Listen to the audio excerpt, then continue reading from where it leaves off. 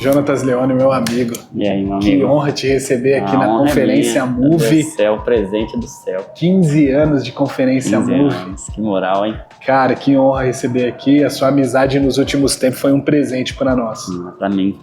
Presente imenso. Essa igreja aqui me inspira demais e vocês, meu Deus do céu. Até tenho dito aí para algumas pessoas que poucas ministrações assim, marcaram meu coração de forma tão profunda como a sua aqui na Move, acho que do ano retrasado que eu tive, né? Ano retrasado. Como marcou meu coração, eu já testemunhei para algumas pessoas, falei, cara, aquele dia, aquela conferência, aquela ministração em específico marcou muito profundamente. E desde então, assim, um presente de Deus caminhar perto de vocês e estar aqui é sempre um carinho de Deus, é sempre refrigério para a alma. É a graça de Deus e a sua generosidade e também, né? Tem uma atmosfera aqui nesse lugar que eu glória a Deus. Não sei explicar, esse lugar aqui é realmente muito especial. Fico feliz. Mano, deixa eu aproveitar da ministração, que foi incrível. A conferência foi a primeira palavra da conferência, a palavra que abriu, inaugurou a conferência. E por mim já podia parar agora, podia ir embora. Ele estava assim, satisfeito por aquilo que Deus fez. E você mencionou algo numa outra conferência que a respeito de uma ferida, que o caminho mais curto, talvez, que Deus encontra para acessar o nosso coração é uma ferida. E talvez eu acho que essa é a grande dificuldade dessa geração, de conseguir perceber as feridas e deixar que o Senhor toque ali para que haja cura. E também gosto eu quero aproveitar e fazer duas perguntas em uma, a respeito de algo também que você falou numa outra conferência, a respeito das feridas de Jesus na cruz com a nossa, isso acontecendo uma cisão ali, uma fusão. Eu queria que você falasse um pouco mais disso, principalmente nesse sentido de deixar e permitir que o Senhor entre na sua ferida para que haja cura. Sim. Tem uma frase de Agostinho, se não me engano, Agostinho de Hipona, ele dizendo que na minha mais profunda ferida eu vi tua glória. E isso me deslumbrou. Uau! Né? E eu acho que se tem algo que o Evangelho vem redimir, redefinir, e claro, ele redime e redefine tudo, né? Mas algo que carrega muito dessa expressão máxima do Evangelho é ferida. Porque Cristo Jesus podia vir salvar o mundo da forma que ele quisesse. Sim. Né? Ele, como Deus, ele faz a regra. Ele poderia. Ele é dono do jogo. Ele podia dizer, haja perdão. E simplesmente tudo estaria resolvido. Sim. Mas ele quis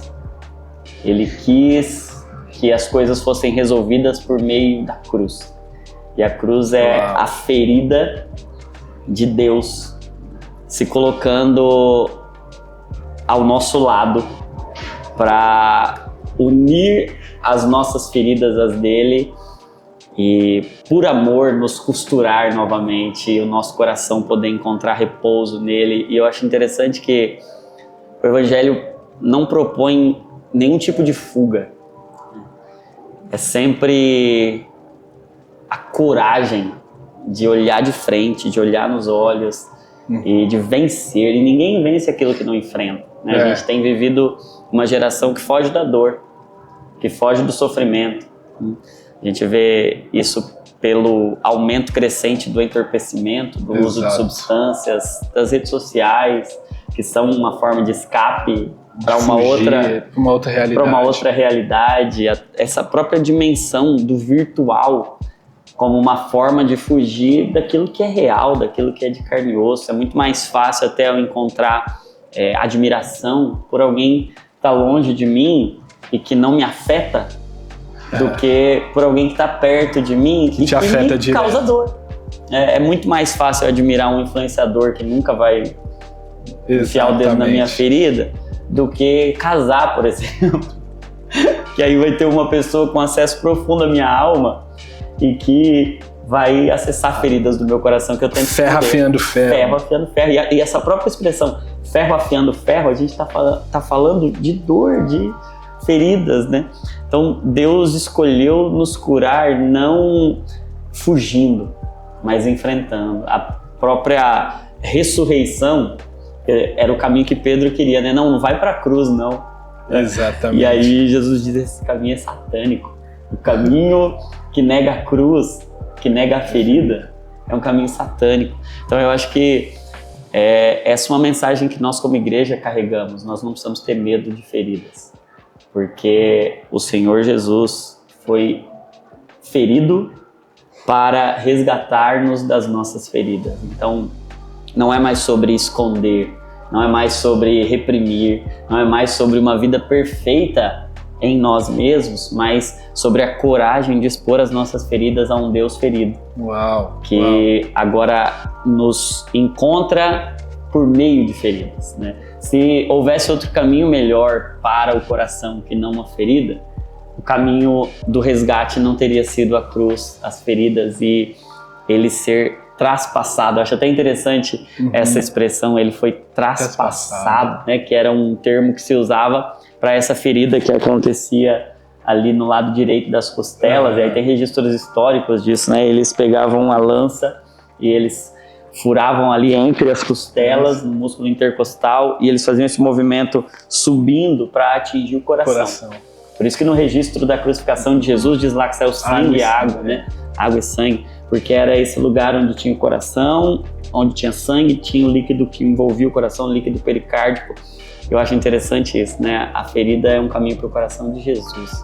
E a ferida no nosso coração é um caminho para que a gente veja Cristo, para que a gente entre de novo nesse lugar da intimidade completa, como a gente cantou aqui, né? Uma linda canção, que o nosso coração encontra descanso, encontra repouso no coração dele. Mas para a gente poder entrar, o coração dele precisou ser rasgado, o coração dele precisou ser aberto. Então as feridas de Jesus, o próprio texto bíblico vai dizer que pelo sangue de Jesus nós temos acesso a um novo e vivo caminho. Ou seja, é pelo sangue, é pela ferida, é pela dor. E a gente aprendendo a lidar com as feridas sem fugir, mas com a coragem de apresentá-las a um Deus ferido, a gente vai viver um evangelho muito mais poderoso nessa terra aqui, relevante também, porque a realidade é que essa geração, apesar de tantas fugas, ela carece de verdade. Sim. Ela carece de gente de verdade, de gente autêntica, que não tem problema nenhum em mostrar as próprias feridas. E dizer, onde havia uma ferida e a ressurreição entrou, agora tem uma cicatriz que prega que a vida venceu a morte. Cura. Nossa, que forte. E a gente vive numa geração, pelo menos é o que eu percebo, muito disposto a ferir porque foi ferido. E não necessariamente, aliás, uma pessoa que se diz cristã, que foi afetada pelo amor, que se deixou ser tocado pelo amor de Cristo e ser curado pelo amor de Cristo, ela sim tem capacidade para reverter o quadro e não necessariamente ferir, mas mostrar o caminho de cura, né? E eu acho que, embora isso seja muito difícil, mas ele é extremamente possível. E o Senhor nos mostra que é possível. Agora, uma outra pergunta que eu quero te fazer, que eu acho que, devido a todo o cenário, a gente acaba vendo isso com mais recorrência. Quando se trata de paternidade, e é algo do qual você mencionou ali, começou a ministração falando sobre. Uma geração que tem o pai registrado no RG, mas não tem o pai presente, ou até muitos deles nem no próprio documento consta. E a gente vê o reflexo da sociedade por conta da figura paterna. Sim. E essa é a pergunta que eu quero te fazer, porque muitos jovens estão nos vendo agora e talvez não tenham um pai do lado. Sim. Como se tornar aquilo que você nunca teve? Sim. E encontrar em Cristo. Sim. Sabe? Como encontrar a referência de um pai que você nunca teve. Sim. E também aproveitar isso para não ferir a outros, Sim. porque você não teve. Sim. A ferida causada pela orfandade, ainda que de pais vivos, é uma das feridas mais profundas e complexas para a alma humana conseguir lidar. E isso ganha contornos assim ainda mais profundos porque a gente projeta em Deus a representatividade ou essa figura paterna que a gente foi apresentado. A gente acaba trazendo até para a própria relação com Deus feridas paternas, porque a gente vai chamar de pai. É verdade. O nosso cérebro associa de forma quase que inevitável quando a gente fala pai, Deus é pai, é automático que eu projete alguma das minhas feridas no próprio Deus. E não apenas isso, mas o lugar de uma ferida define muito sobre o lugar que vai ser afetado. Quando a gente fala de uma ferida relacionada à paternidade, a gente está falando de ferida no lugar mais profundo da alma, porque é o lugar de onde a alma procede, de onde a psique é formada. Nada é tão definidor para um ser humano e para uma sociedade quanto a paternidade. Uau. Não é à toa que todos os contextos sociais e históricos vão mostrar pra gente que uma paternidade saudável vai fazer uma diferença na alma, tanto no aspecto saúde emocional, que não é em vão que toda vez que Jesus fala sobre ansiedade, ele também associa o tema paternidade. Não andem ansiosos quanto ao comer e vestir. Ele fala, vocês têm um pai. Por que vocês estão ansiosos? Tem um pai. Os lírios, olhe para os lírios. Olha os pássaros, olha os pássaros, tem um pai que as alimenta. Então, é essa correlação entre a segurança da alma e a paternidade. Deus estava apontando para isso o tempo todo. E, obviamente, nós não estamos dizendo que alguém que está lidando com um transtorno de ansiedade é porque ainda não vê Deus, porque não conhece a Deus, porque tem crise com Deus. Não, a alma humana é extremamente complexa, multifacetada, multifatorial, com inúmeras questões envolvidas, mas não dá para a gente negar o fato de que a paternidade não bem ou mal definida, mal resolvida, ela vai gerar marcas profundas e feridas muito profundas que vão se expressar na forma como eu lido comigo. Essa ferida vai me gerar uma insegurança, vai me gerar problemas na identidade, na autoestima, no propósito, nos limites, vai me colocar em relacionamentos que eu não deveria estar, mas por falta de direcionamento, por falta dessa segurança que o pai traz, eu me submeto a coisas, eu entro em lugares onde eu não precisaria entrar. O problema na paternidade, além de gerar muitas feridas em mim, vai fazer com que essas feridas em mim sejam projetadas no outro. E aí eu tenho, geralmente, dois meios de lidar com uma ferida em mim, quando o assunto é o outro. Ou eu vou repetir, que é o que você falou, já que eu fui ferido. E usar isso como um bom pretexto, assim, né? Eu passei por isso. E também já nunca tive, então também não sei como fazer. Então a repetição é um caminho, mas existe um outro caminho que alguns cristãos até acham que é mais nobre, que é a compensação. Para não ser ferido com o que eu fui ferido, eu começo agora a agir na contramão. Então, se eu fui ferido, por exemplo, com rejeição, eu agora compenso isso sendo tão bonzinho, sendo tão agradável e dizendo sim para tudo, para que eu não sofra de novo essa dor da rejeição. Por trás do sim tem ali o medo da rejeição. Exatamente. No fundo, a ferida ela pode se manifestar na forma da repetição ou da compensação. E no fundo é a mesma coisa, a ferida gritando lá dentro. Às vezes o bom comportamento de uns, mas um bom comportamento que está regido e movido não pela fé, mas pela ferida, não pelo amor, mas pelo medo. Eu acho interessante isso. Às vezes as nossas boas práticas, elas não são por amor, são por medo. Por medo. Não são por fé, são por feridas. E a gente tem que sondar o coração e permitir que o Senhor acesse as feridas de fato, para que a gente não viva nem na repetição, que é esse caminho mais primitivo, nem na compensação, que é essa adaptação por medo, mas tendo coragem de expor realmente as feridas a Deus, que é profundo. Pai. E esse pai é o único, porque é interessante isso, né? O único que consegue acessar esse lugar do pai e redefinir uma parte tão profunda da nossa psique é o pai. Um pai que seja maior do que o pai que a gente teve, mas ninguém aqui da Terra consegue ser maior do que o pai que eu tive. Tem que ser alguém que venha antes. Por isso que alguns de nós falamos, poxa vida, eu não tenho como acessar esse lugar e mudar o meu passado, realmente. O único jeito de mudar o passado é o eterno. Né? Porque é algo que está anterior ao passado. Exato. Então, Deus pode mudar a história de um passado muito ruim e a falta de um pai, justamente porque ele é um pai muito antes do nosso. Na realidade, e isso é uma coisa que Deus tem ministrado ao meu coração, não é que Deus vai curar as minhas feridas da paternidade e vai me mostrar um outro pai. É que quem realmente é meu pai é Deus. Antes do meu pai aqui da terra, Deus Vou falar já um pouco é. disso, inclusive. E aí agora eu, entendendo quem é o meu pai, eu vou apresentar pro meu pai dessa terra aqui até o pai que Deus é.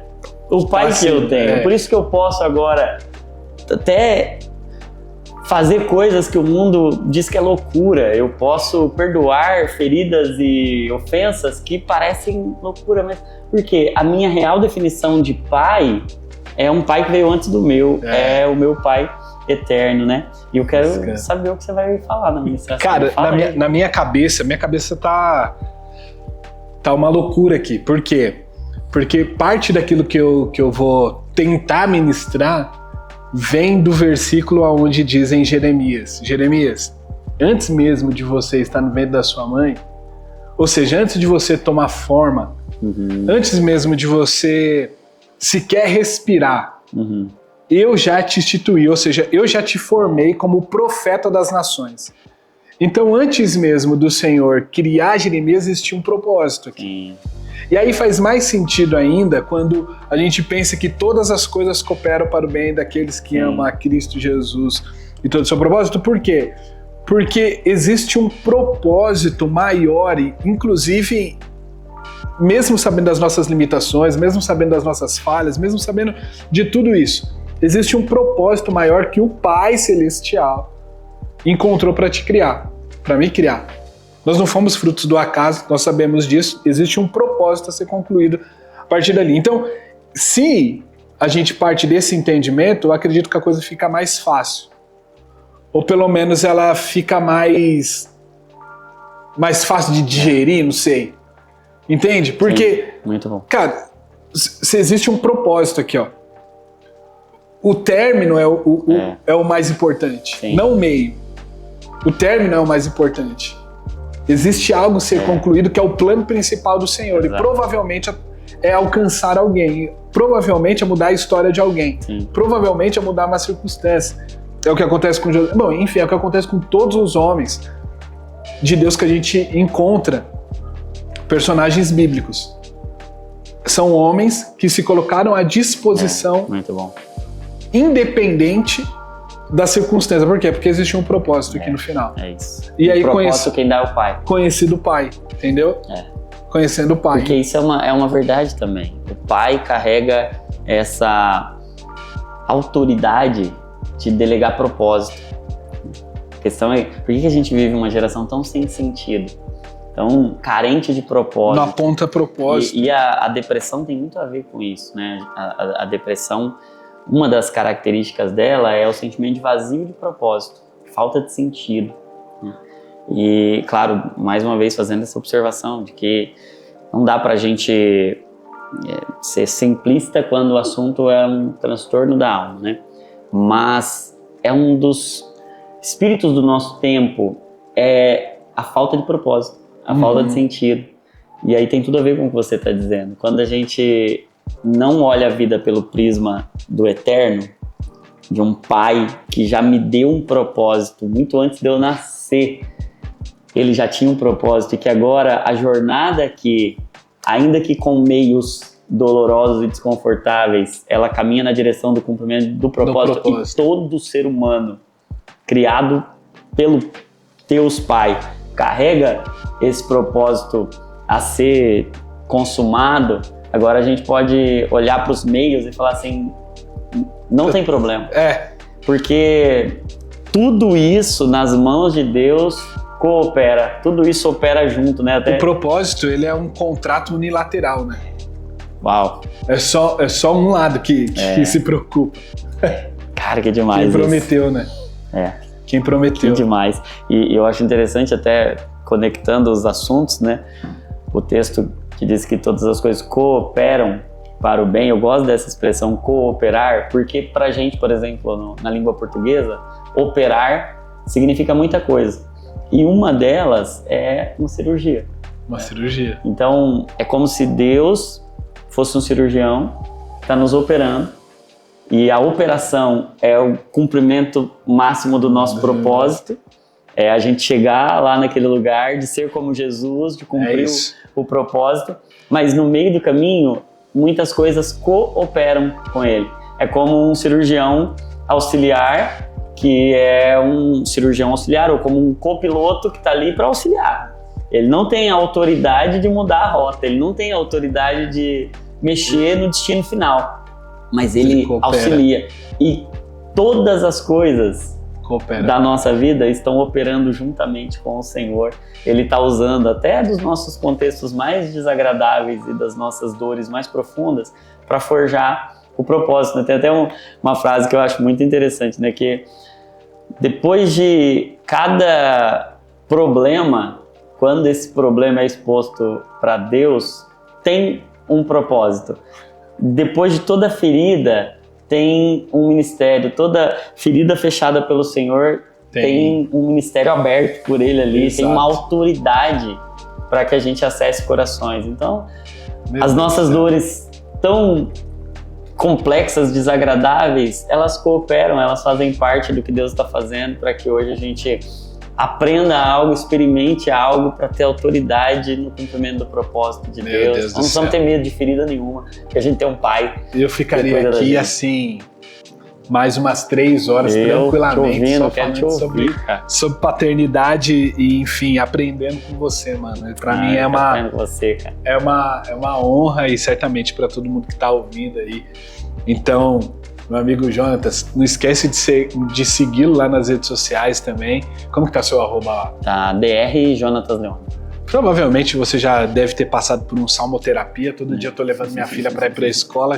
Chega lá para mim a notificação e eu já entro para salmoterapiar com você lá. E sempre nos abençoando e centenas de milhares de pessoas. Eu tenho certeza que você foi levantado como uma voz profética para essa nação aqui. Não tenho dúvida. Amém. Glória a Deus. Eu fico muito grato, muito, muito honrado de poder estar aqui. Esse ambiente aqui é demais. Sempre que posso estar aqui, é como se fosse uma vitamina do céu, assim, injetando ali na veia do Espírito, para poder receber de fato um ânimo do céu. É muito encorajador, muito inspirador vir aqui. Quem nunca veio aqui, quem nunca teve o privilégio de participar desse ambiente, por favor, a sua alma, por amor à sua alma, faça isso, venha aqui, porque não só a família Dínamos, mas no Move tem algo muito especial. Poxa, tem obrigado. Algo muito especial. Toda vez que tenho o privilégio de estar com vocês, eu tenho essa constatação. Esse povo aqui carrega uma semente que não apenas para essa nação, mas é para muitas nações. Tem uma chama diferente aqui nesse lugar. Obrigado. Tamo junto. Amo sua vida.